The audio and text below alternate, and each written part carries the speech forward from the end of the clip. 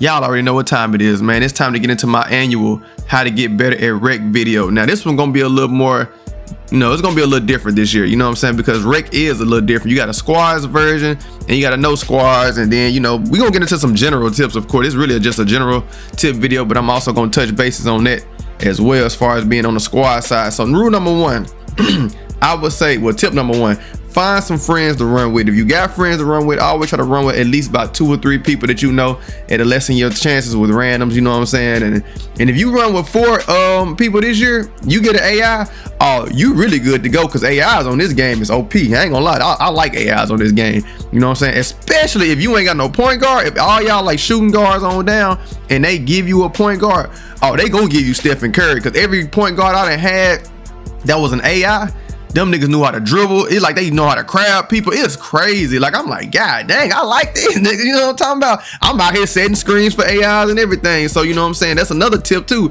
If you get an AI, let them shoot. Stop hitting that X button. Please stop spamming X. I know y'all be wanting the ball and score and all that type of stuff, but it was a time we literally like, okay, the AI the only one scoring right now. We all trash. Let's set screens for him. You know what I'm saying? We set up an AI for about 15 points. Brought us back until we got warmed up. He swung the momentum our way and we started going in. So please, that's another little short tip that I didn't even want to get into. But if you got an AI on your team, let him shoot. Unless that nigga is like one of my AIs I had that went like 0 for 5, 0 for 6, then don't pass on the ball. But usually them point guard and shooting guard AIs, and I'll say some small forwards too, they usually know how to shoot that thing. You know what I'm saying? I done seen a couple power forward AI shoot, but that ain't, you know what I'm saying? Anyway, that ain't the point. But like I said, don't be quick to hit X on AIs. That's another tip in itself.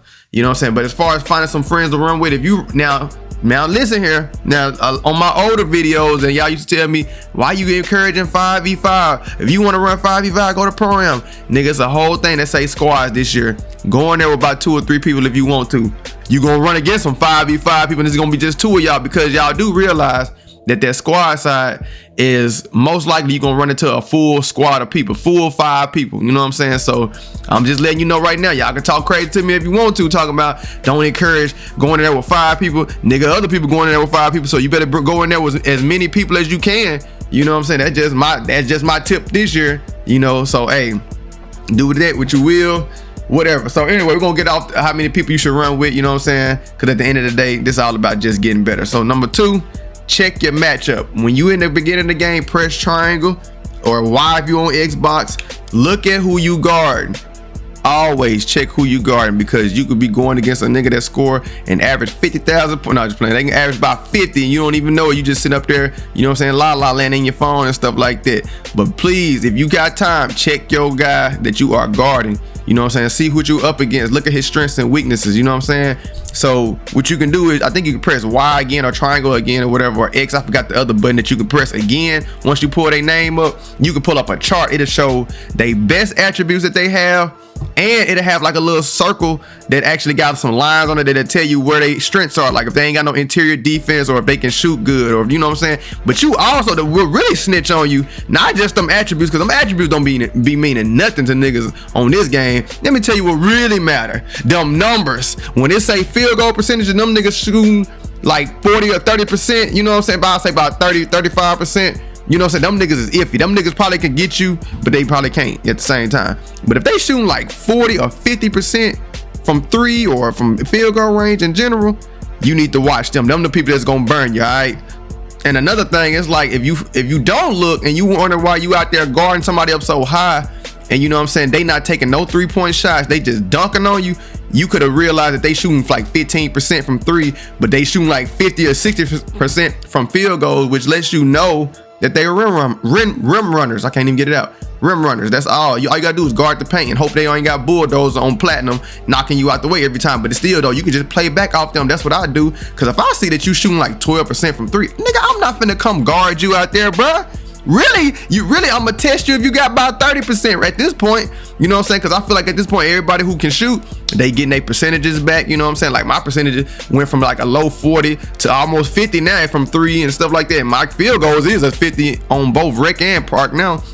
You know what I'm saying? So right now, if you shoot anything up under 40, I'm gonna test you. I'm gonna let you shoot about 2 or 3 threes before I just go out there and guard you. You know what I'm saying? But if you got like a 30, like if you got like a 39, maybe a 40, or something like that, I don't know. I'm gonna let you shoot maybe one.